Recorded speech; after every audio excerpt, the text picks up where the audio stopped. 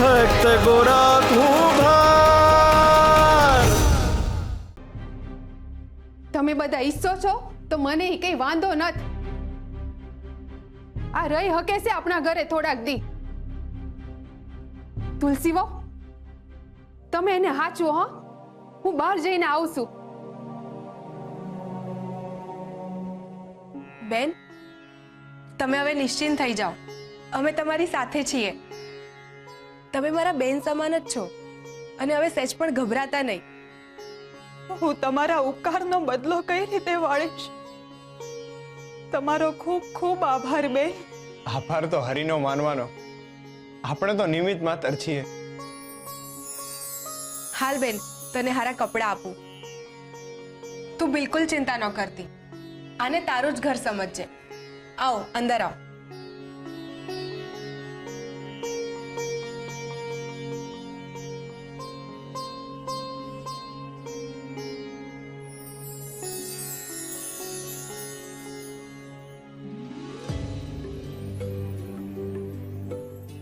સાંભળો, હા બોલો। મને માફ કરજો, પણ મને તમારું નામ નથી ખબર।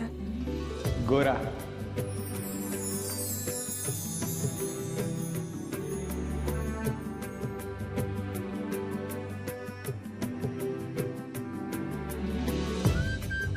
ગોરા, કેટલું સુંદર નામ છે, જાણે હરિએ જ પાડ્યું હોય।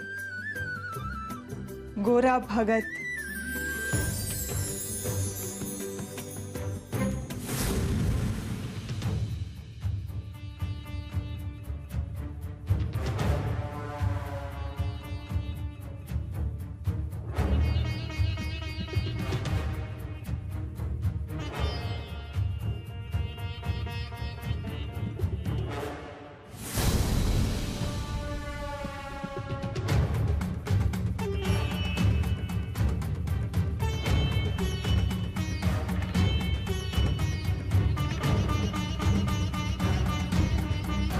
સકરી કાકી, અહીંયા આટલું ટોળું કેમ ભેગું થયું છે?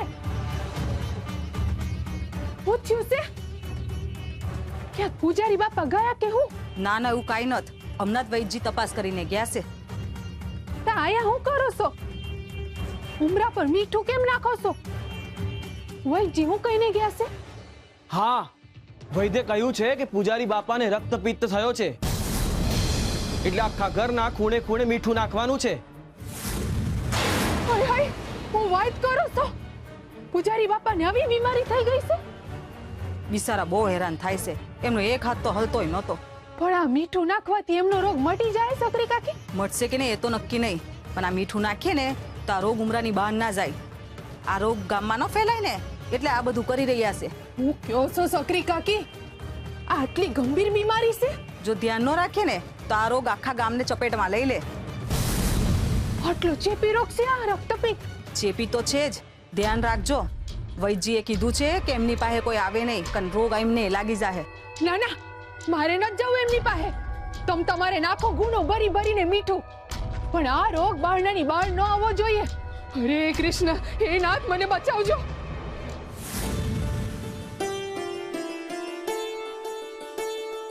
ભાઈ, હું જરા ચોરા પાસે જાતો આવું છું। હા બા, નિરાતે જઈ આવ। હાલો તે। હરે કૃષ્ણ। હરે કૃષ્ણ। ગોરા જેવો માણા મનમાં હરિ સિવાય કોઈને ન રાખે, પણ અટાણે એના ચહેરા પરની મૂંઝવણ એના મનમાં બીજા જ કોઈક વિચાર હાલતા હોય એવું બતાવે છે। હવે તમે જ એમને આમાંથી બહાર કાઢી શકો છો બા। તમે કંઈક કરો અને એમનું મન કામમાં પરોજો, જેથી એમના મનનો ભાર હળવો થાય। ભા, મારી એક મદદ કરીશ? અરે ભાઈ, એમાં કહેવાનું થોડી હોય। અરે તારે તો ખાલી હુકમ કરવાનો હોય। બોલ ને, શું કામ છે? અરે ભા, આ 2-3 કાચા માટલા પડ્યા છે, મને જરાક ટીપી આપીશ? હું છે ભા, હું માટલા ઘડતો જાઉં ને તું ટીપતો જાય તો કામ જરાક વહેલું પતે। હા હા, કેમ નહીં। ભાઈબંધ, થોડું કામ આવી ગયું છે, હું પછી આવું હો।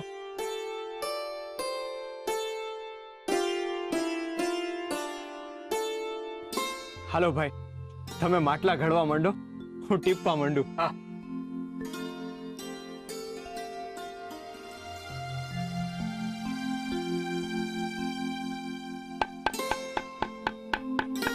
વાહ, એક વાત કહું ભાઈ, તે હમણાં મને પારકો કરી દીધો છે હો. કેમ?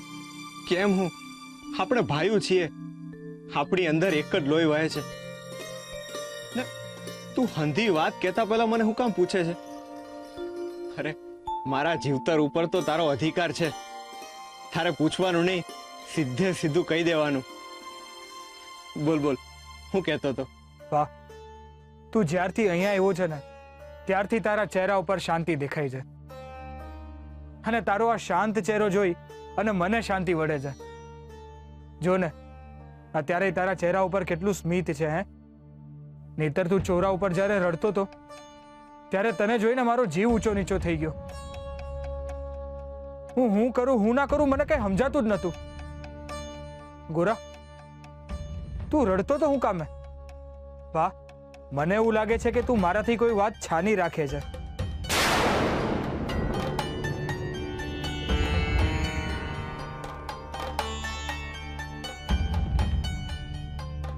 વાહ, બોલ ને, શું વાત છે? ગોરા ભગત, અહીંયા થયેલી ઘટના અહીંયા સુધી જ રહેવી જોઈએ, બહાર ન જવી જોઈએ. જે તે જોયું છે એ તારા હૃદયના કોઈ પણ ખૂણામાં ધરબી નાખજે.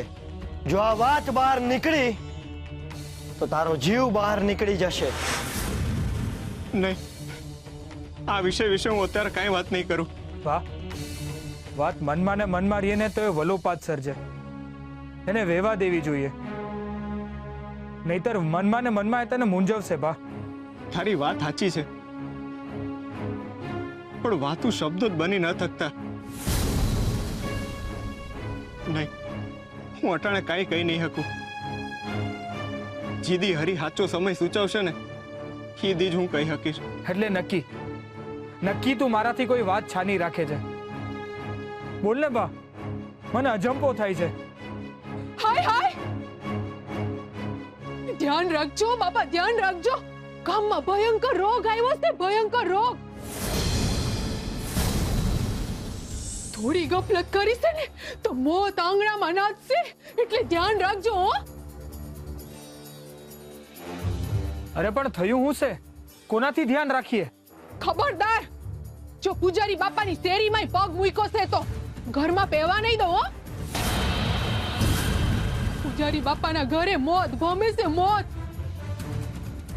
અરે પણ એમણે શું કર્યું? એમને કર્યું ના, થયું છે. મરવા પડ્યા છે પૂજારી બાપા. પૂજારી બાપા મરવા પડ્યા છે? શું થયું એમને? અરે હું મારી નજરે જોઈને આવી છું. પૂજારી બાપા જીવન મરણના વચારે ઝૂલી રહ્યા છે.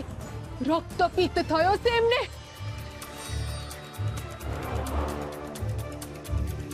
એમની ગમે ત્યારે જવાની સ્થિતિ થઈ ગઈ છે. હરે કૃષ્ણ, હરે કૃષ્ણ, હા તમે શું બોલો છો? અરે મેં આંખે જોયેલું ને કાને સાંભળેલું જ બોલી રહી છું ગોરાબા. પૂજારી બાપાનું આખું શરીર ધ્રુજતું હતું. કહે છે કે પૂજારી બાપાના હાથના આંગળા, પગ અને આખું શરીર ધીરે ધીરે ખરવા માંડશે. હવે પૂજારી બાપા બહુ દીના મહેમાન નત.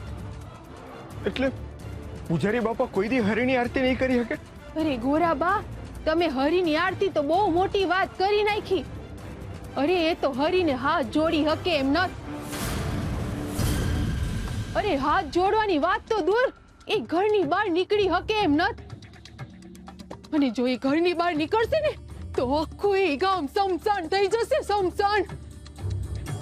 અરે હા, તો પૂજારી બાપાના જીવનમાં બહુ કપરી પરિસ્થિતિ આવી ગઈ છે, પણ અચાનક આવું કેમનું થયું? એમના કુકર્મના ફળ વળી જેવું કરે એવું જ ભોગવે. પણ આપણી બધાએ ધ્યાન રાખવાની જરૂર છે. હો, આપણે કોઈ એમની નજીક જવાનું નથી. હું અટાણે ત્યાંથી જ આવી છું. મારે નાવા જવું પડશે. હું નાઈને આવું છું.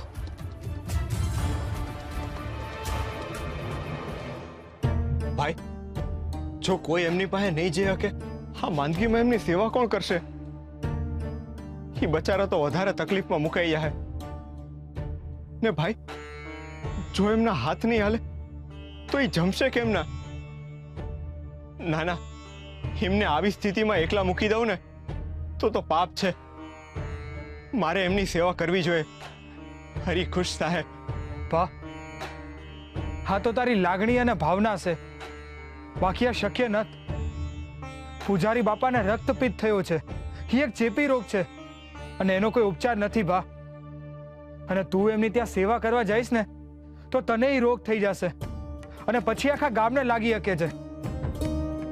મારી વાત માન ભા, તું એમની સેવા કરવા ન જા. ભાઈ, અંધાઈ માણસો હરિના સંતાન છે. એનાથી દૂર થવું એટલે હરિથી દૂર થવું કહેવાય. ના, હું હરિથી દૂર ન થઈ શકું. હરિ દુખી થાય. મારે એમની સેવા તો કરવી જ જોઈએ. પણ ભા, તું તારા પરિવારનો તો વિચાર કર. એ અંધાઈનું હરિ વિચાર છે, પણ અટાણે પૂજારી બાપાને મારી જરૂર છે. હું જાઉં છું. હરે કૃષ્ણ. હરે કૃષ્ણ.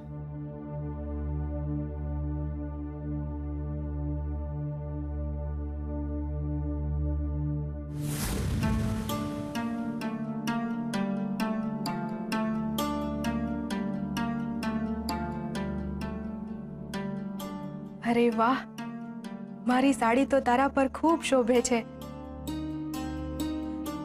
તમારો જેટલો આભાર માનું એટલો ઓછો છે બેન. તમે મારા જેવી અજાણી અને અભાગી છોકરીને આટલા પ્રેમથી આવકાર આપ્યો અને પોતાના ઘરમાં જ નહીં, હૃદયમાં પણ જગ્યા કરી આપી. તમે બહુ હારા માણસ છો બેન. માણસ એ તો હારા જ હોવું જોઈએ, અને ઈશ્વરે પોતાના માટે ઊભી કરેલી ભેટ છે માણસ. ઈ કેમની ખરાબ હોઈ શકે? અને આટલી નાની વાતમાં આભાર શેનો માનવાનો હે? માણસની મદદ ન કરે તો કોણ કરશે? વાહ, ખોરડું અને સંસ્કારે એક. તમને ખબર છે, ગોરા ભગતે એકદમ આવું જ કહેતા હતા મને. હું સાચું કહું બેન, મેં આ દુનિયામાં કેટલાય હરિભક્તો જોયા, પણ એમના જેવા ભોળા અને નિસ્વાર્થ હરિભક્ત ક્યાંય નથી જોયા. એમની આંખોમાંથી નર્યું ભોળ પણ છલકે છે. માણસના ખોળિયામાં ભગવાન છે ગોરા ભગત. હું તો એમને જોઉં છું ને તો મને તો હરી જ દેખાય છે. તમારી વાત સાચી છે. ભગત તો ભગવાનનો અવતાર હોય એવા જ છે. એમનો સ્વભાવ જ નહીં, એમના શબ્દો પણ એટલા જ સુંદર છે. એ કેટલા મનમોહક ભજનો ગાય છે, સાંભળીને કાન તૃપ્ત થઈ જાય છે. એમના ભજન સાંભળવાની જેટલી મજા આવે ને, એટલી જ એમને ભજન ગાથા જોવાની પણ મજા આવે છે. એકદમ હરિની નજીક પહોંચી જતા હોય ને એવું લાગે આપણને. એવું લાગે કે એમના શબ્દોની સીડી બનાવીને કોઈ પણ વ્યક્તિ હરી સુધી પોગી શકે. તમે જાણો છો બેન, હું તો જંગલના માર્ગે જવાની હતી, પણ એમણે મને રોકી અને એમની હિંમતના જોરે ખુલ્લી છાતીએ મને પાદળ વટાવી. એમની ભક્તિથી મને મારક કરી આપ્યો ગોરા ભગતે. યુવરાજ જેવો નમાલો માણસ પોતાને પુરુષ કહે છે. સાચો પુરુષ તો ગોરા ભગત જેવો હોય, જેના મનમાં હરી અને કાળજામાં ખરી હિંમત હોય, જે હરિની સામે માથું ઝુકાવી શકે અને કોઈની હાટું માથું કપાવી શકે. આવો પુરુષ તો મેં ક્યારેય નથી જોયો. હિંમત અને હરિનો સમન્વય છે ગોરા ભગત. એ સ્ત્રી ભાગ્યશાળી હશે જેમના ગોરા ભગત હારે લગ્ન થશે. જેને આખા ચોખે શિવને પૂજ્યા હશે ને, એને જ ગોરા ભગત જેવો ભરથાર મળશે. ઓહો, આ તો ગોરાબાના કંઈક વધારે પડતા જ વખાણ કરી રહી છે. એવું તે હું મોહી ગયું એમના ભજનોમાં? મારા કાન પાકી જાય છે ને, અને તો મનમાં વસી ગયા છે ગોરાબાના ભજન. તમારી વાત સાવ સાચી છે. ભગતને પામીને તો ભવ તરી જવાય. હું સાચે જ સૌભાગ્યશાળી છું કે મને ભગત જેવા પતિ મળ્યા. મારો જન્મારો તો એમને જોતા જ પડી ગયો હતો. શું ગોરા ભગત તમારા પતિ છે?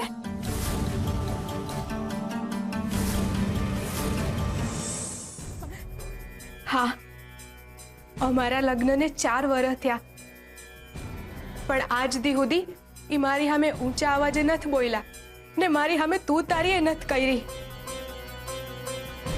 એ તો ઠીક, એમણે જાણી જોઈને કોઈ દી મને પીડાઈ નથી આપી. અજાણતા જી થયું એ હંધાઈમાં હરીની ઈચ્છા હતી. બાકી એમણે સામે ચાલીને કોઈ દી મને પીડા પહોંચાડવાનો વિચાર સુદ્ધાય નથી કર્યો. હાલો, ભગતની વાતો કરવા બેહીશું ને તો ભવે ટૂંકો પડશે. તમને ભૂખ લાગી હશે ને? હાલો, હું તમારી હાટે રોટલા ઘડી દઉં.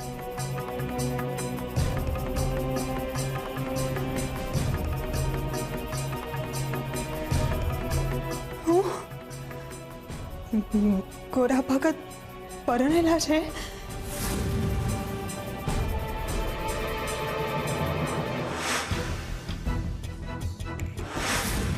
એટલે તમે મારા હરી છો? અરે આ શું બોલો છો? પાપમાં પાડશો તમે મને. એક માણા બીજા માણાની મદદ કરે એમાં હું નવી વાત છે બોલો? એક વાત કહું, હું જ્યારે જ્યારે તમને મુસીબતમાંથી કાઢું છું ને ત્યારે હું મુસીબતમાં મુકાઈ જાઉં છું. મારા મનની દુવિધાઓ વધતી જાય છે. હરી કેમ આવા સંજોગો ઊભા કરતા હશે? મને લાગે છે કે આમાં હરીની જ કંઈક ઈચ્છા હશે. હું તમારી અને તમારા બાપાની માફી માંગુ છું.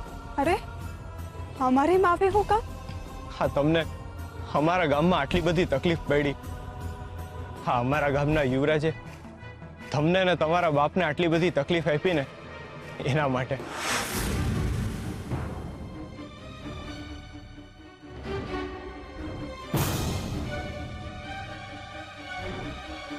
આ હું કરવા જઈ રહી હતી તું ગંગા? ગોરા ભગત તો સંસાર માંડીને બેઠા છે ને તારું મન એમની બાજુ કેમ વળ્યું? માફ કરજો તુલસીબેન, મને આ વાતની જાણ નહોતી. મેં તમારો અપરાધ કર્યો છે. તમે મને મારી નાની બહેનની જેમ રાખી, મને તમારા ઘરમાં આશરો આપ્યો ને અજાણતા હું તમારા જ સંસારમાં તિરાડ પાડવા જઈ રહી હતી. ના બેન ના, હું આવું પાપ કોઈ દી નહીં કરું. મારા આ વિચાર માટે મને માફ કરજો હરી. આજથી મારે મારા મન પર કાબુ રાખવો પડશે. મને સંયમ રાખવાની શક્તિ દે મારા નાથ. અચ્છા, મન પર કાબુ રાખવો પડશે એમ? વિનાશ. કોઈ મનુષ્યના જીવનમાં જ્યારે તકલીફ પડે છે ત્યારે એ એની સામે આવીને ઊભેલી પરિસ્થિતિ અને વ્યક્તિનો નાશ કરવાનું વિચારે છે અને એવા પ્રયત્નો પણ કરે છે. પરંતુ જ્યાં સુધી વિધાતાએ કોઈના નસીબમાં વિનાશ નથી લખ્યો ત્યાં સુધી એ મનુષ્યનો વાળ પણ બીજો કોઈ મનુષ્ય વાંકો નથી કરી શકવાનો. કારણ કે સર્જન અને વિનાશ એ બંને કુદરતના હાથમાં હોય છે અને કોઈ પણ મનુષ્ય ક્યારેય કુદરતની જગ્યા નથી લઈ શકવાનો. તેમ છતાં કોઈ મનુષ્ય બીજાના સર્વનાશની ઈચ્છા સેવે છે, એવા પ્રયત્નો કરે છે અને એને મૃત્યુદંડ આપીને પોતે એનો વિનાશ કર્યો છે એવા વિચારોમાં રાજે છે. સાચા અર્થમાં એ મનુષ્યએ પોતાના જ વિનાશને નિમંત્રણ આપ્યું હોય છે. પોતાના વિનાશ માટે એણે પોતે જ દરવાજા ખોલ્યા છે. એટલે બની શકે તો જીવનમાં કંઈક સર્જવાનો પ્રયત્ન કરવો તો ઈશ્વર મદદ કરશે જ. જે વિનાશનો પ્રયત્ન કરશે ઈશ્વર એનો જ નાશ કરશે.